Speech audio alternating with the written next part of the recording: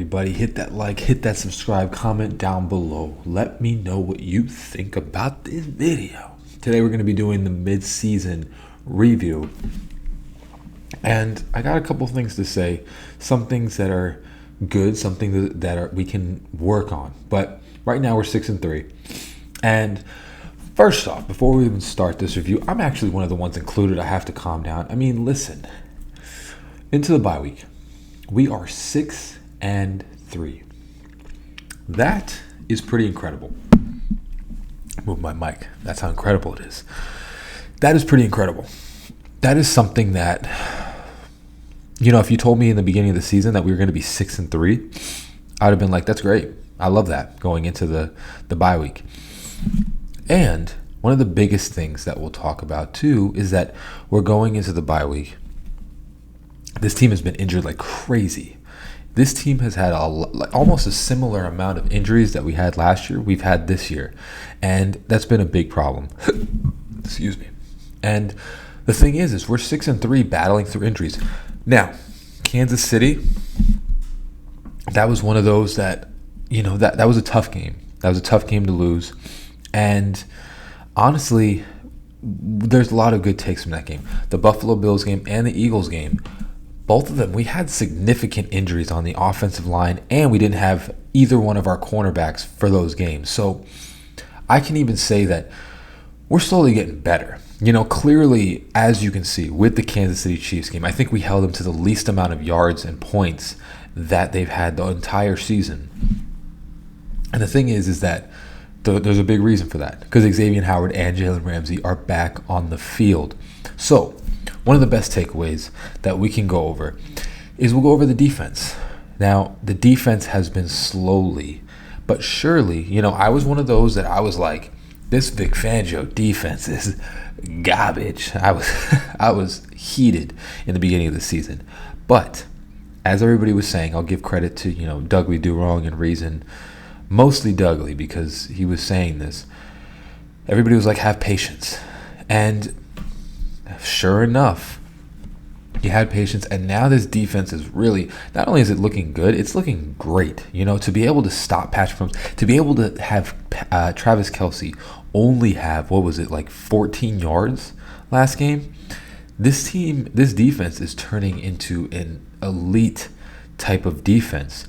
Patrick Mahomes couldn't really throw the ball to anybody, and we were getting there. Bradley Chubb is starting to come on. We're starting to get pressure. That's the thing, man. And what I think has happened is something that I said, I think 3 weeks ago, that Vic Fangio is starting to kind of mold it to be a little bit of the old style defense with his defense instead of just doing his defense. Because what he started noticing is that our guys, just our front four, can't really get there. It can't really get to the quarterback. So what he's been doing is he's been implementing a lot of blitzes and doing a little bit of what we did last year with the team that he has this year. And what that seems to be doing is working very well. First example is that Jerome Baker, he's not a coverage linebacker, but he's very good at blitzing as a blitzing linebacker. And he's been doing that a lot this season. David Long has really been coming on. Now that we have Jalen Ramsey and Xavier Howard, what is going to happen is a completely different style of defense, because now what Vic Fangio can do is he can start implementing more of the defense that he wanted, because now he has the corners that can take away the receiver threats. So he's going to start implementing a lot of the stuff that he wanted to implement. Javon Holland is playing excellent. Jalen Ramsey has just changed his defense since he got back. Xavier Howard made a bunch of plays last week.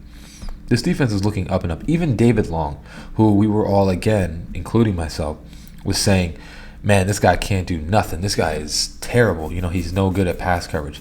David Long is starting to come on right now and be the guy that we all thought. So I think we all have to give props to Vic Fangio, because he's turned this thing around. And I only see this getting better. Now the guys are getting more implemented into the game plan and the style that he wants to run and all the different things that he wants to do, the different motions, movements, and all that stuff. They're starting to get more acquainted with that. And it's very similar to the Mike McDaniel offense, which is, it takes some time to learn about the style of defense. it's going to take a while to really get everything down packed. And it's starting to seem like people are starting to understand their assignments more. They're starting to do a lot more that we thought they were going to do in the beginning of the season. Now, again, it goes back to doing the style of defense that it kind of similar to last year, but still more of a Vic Fangio style, where he's incorporated blitzing a little bit more than he would normally do, just because that's the personnel that we have. And it's doing very well. It's doing actually really well. So doing that, this defense, I see this defense doing some really fantastic things after the bye. Now you have, everybody getting acquainted with things. You have everybody getting the playbook down, everybody working in one unison. We'll talk about one thing, though. I worry about Cam Smith. And now, of course, he's just a rookie. I understand that, and sometimes it takes a while. It's kind of concerning that this whole year they put in all the different corners, and Cam Smith never really played this season until like one of the other games. So I'm wondering what is going on with that. I really thought we were going to see Cam Smith play this year, and it just doesn't seem like he's going to get on the field. Now, again, we all have to consider this. He's a rookie. So sometimes it takes a little while for rookies to get acquainted, and the playbook is just so far vast and difficult that maybe it's going to take a little while for him to understand it. So that's the thing. But I would have liked to see Cam Smith play a little bit. It looked like he was really on the up and up in training camp. But that's training camp. That's how it goes. Defense is just doing great. That's all I have to say. Honestly, the defense is just really putting up what we thought they were going to do. And it's just only going to get better throughout the season now that we got all our players back. Now, offense. And what I wouldn't say concerned, but the play calling by Mike McDaniel sometimes. That's the first thing I want to go over. Well, actually, we'll rewind it back. So we'll talk about Tua first. Tua, I think, is having a very, very good year. Now, yes, people are going to sit there and be like, oh, he fumbled the ball last game. So what I can say to the fumble with that is, think of this. That ball's coming at you probably around 15 to 20 miles an hour, right? They're chucking it at you. It's really coming at you fast. Now, you have to consider, people are looking at him. The ball came to his right. You are looking at him as if you were a right-handed man. I want you to have your hands ready for a ball in the center of your chest and it go to your left side and you try and catch that. You're not that great catching it on your opposite hand. That's what happened with Tua, and it's just unfortunate. It's an unfortunate thing. Yes, Tua should have caught it. I get it. Still, game time, blitz, all that stuff happening. And we're looking at it as a recorded video going, oh, look, he should have caught that. We're sitting on couches watching the television. You have 7 people blitzing you. You are analyzing the defense. The last thing you're expecting is the ball to shoot to your right. And I get it. Yes, people say you should have caught it. Again, we're talking about sports announcers. These guys could not jog a half mile in 20 minutes talking about what should and could have happened. Look at all of them. They are all 200 to 300 pounds, full fat, trying to analyze a professional football player trying to catch the snap. We have to also take that with a grain of salt, man. I mean, it's shot to his right. Yes, maybe in some situation he would have caught it. This time he didn't. But that's a tough thing to do. It's a tough thing to just catch a ball in that type of moment. Yes, again, I get it. We wanted him to catch it. We didn't want the game to end like that. But shooting the ball to your weak side hand, it's tough, man. But Tua is leading the league in a lot of statistics. And the statistics are passing yards, touchdowns, passer rating, and the average, I believe the average length of play, or per play. So, let's see.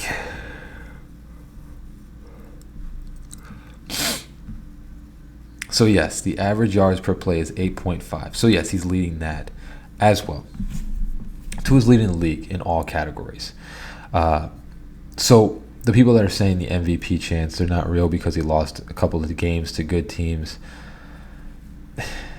Guys, He's thrown for 2,600 yards. He's thrown for 19 touchdowns so far. 19. And 7 interceptions, which is lower than Mahomes, Josh Allen, all of them. And he's thrown more touchdowns than them. The guy's doing fantastic. And we have to start really considering, yes, of course, each of the games that he's played a good team, things have happened. And I understand that. And, people want to sit there and say that he's not clutch. Bro, the Ravens game, like, it's funny. We'll see, like, people see C.J. Stroud and be like, oh, man, look at that. I wish Tua could do that. He did. He's had 6 touchdowns when he was down 21 points against the Ravens. He's done that. He's beaten those teams. It's not like he's never done this. You understand what I'm saying? Like, the problem is that we put specific games and say, oh, he can't do this when he's done it before. This is a whole team effort. We think about this. We're all talking this nonsense. If Cedric Wilson runs that out like he was supposed to, it's a first down. And we're in goal line range. The problem is Cedric Wilson ran a go, and there's a miscommunication. Yes, Tua takes the blame for it, but I don't think it was Tua's fault. And again, he runs that out route, catches that ball for the first down. We score. Different thing. This is how the football goes, and it's not the quarterback's fault. Tyreek doesn't fumble. We are tied 14-14. We kick a field goal and win that game. You understand what I'm saying? Like, this is not Tua's fault. Tua actually looked really good the entire game. He was on.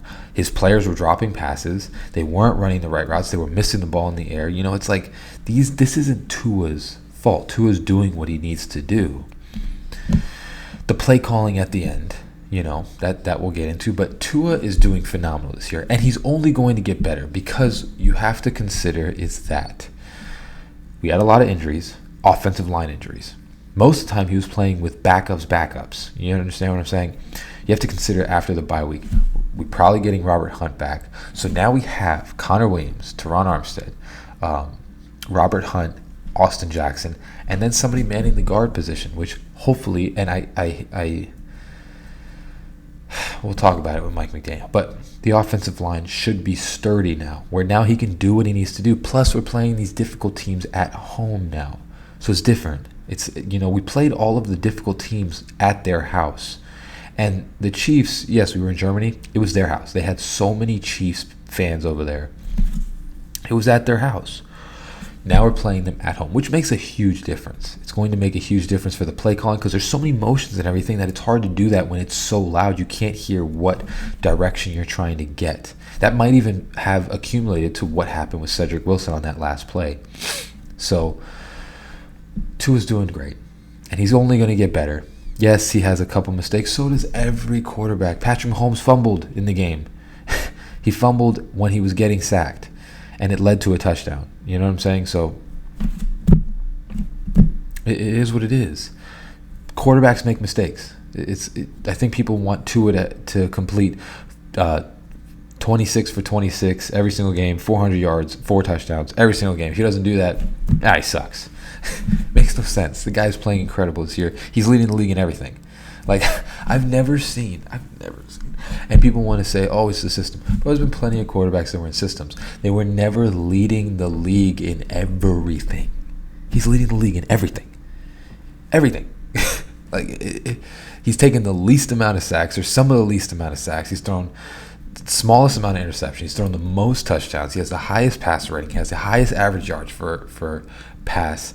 The highest amount of yards in this season. He's thrown 50 less passes or 30 less passes than Mahomes or Josh Allen or any of these people. He's playing out of his mind, and he's only going to get better. So Tua is doing a fantastic job. I don't care what you say. He is balling, and he's only going to get better. Again, both those games that he lost, he had Liam Eichenberg in. He had Robert Jones in. He had one of the game. I think the Eagles game, we had Liam, Robert Jones, and Robert Hunt went down that game. So he had basically, and Teron Armstead didn't play.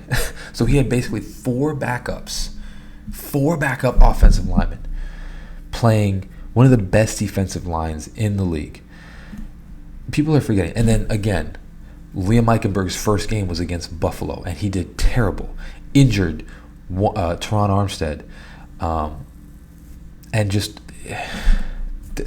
We had Liam Eichenberg in, and then we had another backup come in. So it just hasn't been the offensive line that we were supposed to have. Now we are getting that back at the end of the bye. Now, on to Mike McDaniel. I love Mike McDaniel. I think he's a great coach. But some of the play calling has been a little suspect still. I think, honestly, at this point, I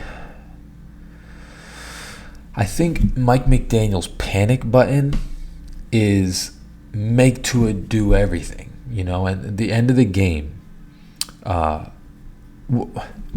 first off, this is what we'll do. The panic button is like he tends to panic by saying, I believe in my quarterback, so I'm going to just pass the ball. He does that a lot. So this last game was a perfect example of it, where we were running the ball. We got down the field by running the ball. You put Salvon Ahmed in, he loses 5 yards. I don't know why. We'll get to that. But you didn't run with Mostert the rest of the time, and it just doesn't make any sense when he had just gotten like 35 yards down the field for you, and you stop running. It just seems like his panic button is like, it's all on Tua now because I believe in him. It needs to be like, what's best for the team? It's very similar to the thing of, like I said in my last video, Tua looks for Tyreek a lot. I don't know if that's designed by the offense or they have a great rapport, but in my opinion, I feel as though Jalen Waddle should be getting the ball way more. He should be getting the ball much more than he is. In a game like that where they're doubling Tyreek, there's no way that Jalen Waddle only has 4 touches. There's no way. Jalen Waddle is a superstar. He's a superstar receiver. There's no way that he should be having 4 touches. So I think at this point, and there's even plays where Jalen Waddle is wide open and Tua's not looking at him because he's looking at Tyreek so much. And I'm sorry, I like Tyreek. Screw the 2,000 yards. I think sometimes it's too much the Tyreek Hill show, and Jalen Waddle needs to get the ball. I just feel like they're double teaming Tyreek, and Tua's just forcing it to Tyreek to get him the 2,000 yards. Bro, I don't care. Screw it. You don't need to have that. You have Jalen Waddle on the other side who is similar standing to Tyreek Hill. Get the ball to Jalen Waddle. And I feel as though, again, that's just Mike McDaniel being like, yeah, I want to get 2,000 yards for Tyreek. Bro, this Tyreek thing, I feel like it just has to calm down and be like, whatever yards you get for the season is the yards you get. Whatever it is, it is.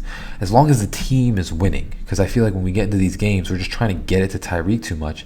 And I can guarantee you, Jalen Waddle is open. He's open. You're just not seeing him. There's plenty of plays where Jalen Waddle is wide open, but I feel like Tua is just looking at Tyreek the whole time. And it's because the design play is like, get it to Tyreek, get it to Tyreek.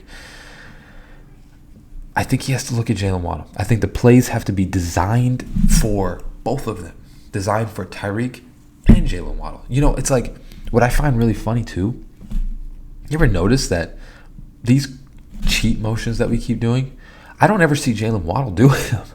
I don't ever see Jalen Waddle doing these motions. Why is that? Why do we not have Tyreek doing it and then Jalen Waddle doing it to get open? Why is it Tyreek doing it every time and Jalen Waddle is just lining up? They're just as fast. Maybe Tyreek is a little faster, but why is Jalen Waddle not doing the same thing that Tyreek is doing? That's what I'm saying. Like, these plays don't seem to be designed to get it to Waddle. There should be plays that are designed for Waddle and Hill, not just Hill. So that's something that I think Mike McDaniel really needs to work on, is that these plays, like I said, the cheat motions only go to Hill. Like, Hill's the only one that seems to be doing them. Jalen Waddle is never really moving in motion like that. And I feel like if you do that, Jalen Waddle is going to get open because most likely Tyreek is doubled. Jalen Waddle will have one person on him. Doing that would get him wide open. I don't understand why we're not doing that. That's a lot of the play calling and a lot of things that I think with Mike McDaniel that he needs to fix, because at this point, the way that our defense is playing, the offense is the thing that needs to step up, because every time we play one of these better teams, our offense just kind of shuts down. And it's not that it shuts down in a bad way. It's just that being able to score 70 and, whatever 40 at the Chargers and all those other teams. If you can do that, then we should be beat. Like, keeping Kansas City to 21 points, obviously including the fumble. Even then, with this amazing offense, there's no way that we only score 14. And it has to be due to Mike McDaniel just needs to call different type of. I don't know. I'm just speaking out of my butt, but I'm just a big Waddle fan. I think he needs to get much more play designs for him. I think it's too much of the Tyreek Hill show, and I like it, but I think in order for this offense to take the next step, it has to be both of them. It has to be both of them switching in and out, getting the plays, because I don't feel like there's enough design for Jalen Waddle. I feel like he is the second read every single play, or most plays. And I feel like that shouldn't be the case. I feel like it should be 1 and 2 and then 1 and 2. You know what I'm saying? So now I'm not complaining. We're 6-3. I like it. It's a great position to be in the bye week. And we've done a lot of good things. We've had our season has been pretty good so far. But like I said, the offense, what I've talked about, I think Jalen Waddle needs to get the ball for our offense to be getting that next step, because I just think the one problem right now when it comes to our offense is that it's too much of the Tyreek Hill show, and it needs to calm down, and it needs to start being the Miami Dolphins offense. You know what I'm saying? That's why Patrick Mahomes is so good, and that's why the Chiefs are so good, because there's nobody that is really needing to get the ball. He just passes it and dishes it out to different people. And that's why it's successful, You don't need to get that fully to one person. And especially is like, Stephon Diggs is on the Bills, and he's a great one, and he's another one of the Tyreek Hill. But there's nobody else really on the Bills, like Gabe Davis, but he's just fast. Bro, Jalen Waddle, put him on any other team, he's the number one receiver. So I think, again, we just need to have a lot more plays designed for Jalen Waddle. I just think he needs to get the ball a lot more in order for this offense to take the next step. If this offense takes that next step meaning that they play like this against good teams, this team is going to be unstoppable because this defense is turning up. So Mike McDaniel really needs to figure out, and of course he's going to incorporate Chase Claypool and all that a lot more, but he needs to really figure out these play calls, and he needs to stop panicking and putting everything on Tua, because I feel like that's what ends up happening is he just puts everything on Tua at the end of these games. And it's not the Miami Tuas, it's the Miami Dolphins. It's a full offense like you're seeing. Raheem Mostert, if you're running the ball for 20 yards a carry, you're at their 20-yard line, 25-ish. Why don't you run the ball again with Raheem Mostert? Take Salvon Ahmed out of the lineup. I am tired of seeing him. I'm tired of seeing Salvon Ahmed. I think every time he touches the ball, goes nowhere. Thank everything that we are getting Achane back. Because Salvon Ahmed, just the mere fact, of course he's a superstar running back right now, but for the mere fact that Salvon Ahmed, hopefully, if Mike McDaniel's smart, will be out of the lineup, and it'll be Achane, Mostert, Jeff Wilson. That's what we need in this running back room for this offense to be continually good again. But that's what I'm going to say here. Midseason, put our hopes up, man. I think we're all playing and we're all thinking and talking like we're 3-6, and it's like, no, dude, we're at the top of the division right now. It's wild. It's like only Miami Dolphins fans. We're at the top of the division, and they're complaining. Like, how's that possible? We're like top 5 in the AFC, top 8 in the NFL, and our fans are complaining about our team. Makes no sense. Think of the bright side. Tua's healthy going into the bye week. We're getting everybody back going into the bye week. We're getting our full team back, basically, after the bye week. We're in good shape. And we play a lot of those difficult teams at home. So what that means is that it is our environment now. And all we need to do is pull out one of those wins. we're good to go. Need to take care of business throughout the season, but the difficult teams, 1 or 2 wins. And no, listen, I'm going to put this simply put. Just beat the Bills. That's all we need to do. Just beat the Bills at home. That's it. Just beat them. I don't care about the other teams. I mean, I fully believe we can beat all the other teams. But out of all those 3 teams, Dallas, Ravens, Bills, just beat the Bills. Just shut them up. And then go into the playoffs with your head held high because you're going to have home field advantage. That's all you got to do. Mid-season, we're looking good. Everybody calm down. Let's watch how this next part of the season goes. Again, we are doing fine. Mike McDaniel will learn. Vic Fangio's turning up. We're good. As always, guys, hope you have a great rest of your day. Fins up, baby. Peace. Praise God. Love God.